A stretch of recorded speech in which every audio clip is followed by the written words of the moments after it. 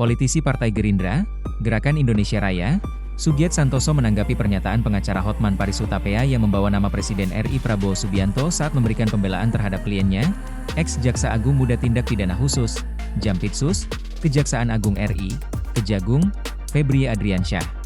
Hotman Paris sempat mengungkit nama Prabowo dalam konferensi pers seusai Febrie menjalani pemeriksaan selama kurang lebih 10 jam di Gedung Bundar Kejagung RI, Jakarta Selatan pada Jumat, 17 Juli 2026, malam lalu.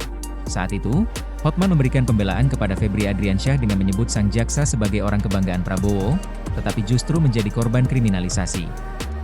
Pengacara berdarah bata tersebut juga mengklaim Febrie memiliki rekam jejak gemilang lewat kinerjanya di Satuan Tugas Penertiban Kawasan Hutan, Satgas PKH, yang berhasil memulihkan aset senilai 300 triliun rupiah.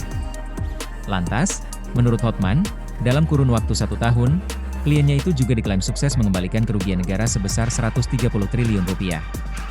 Hotman pun mengalkulasikan bahwa secara keseluruhan, Febrie telah menyelamatkan aset negara senilai 430 triliun rupiah.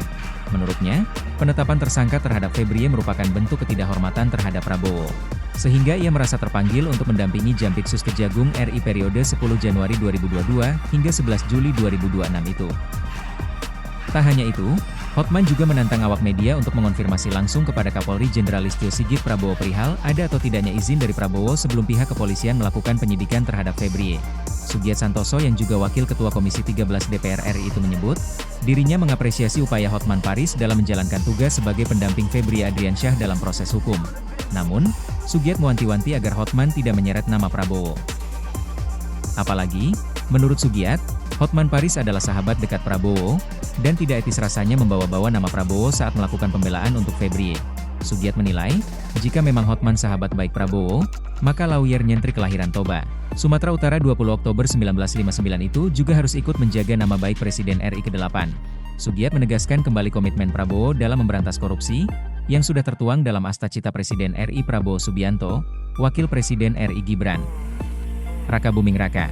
Kata Sugiat, komitmen Prabowo untuk membumi hanguskan kasus rasuah juga tertuang dalam pidato-pidatonya.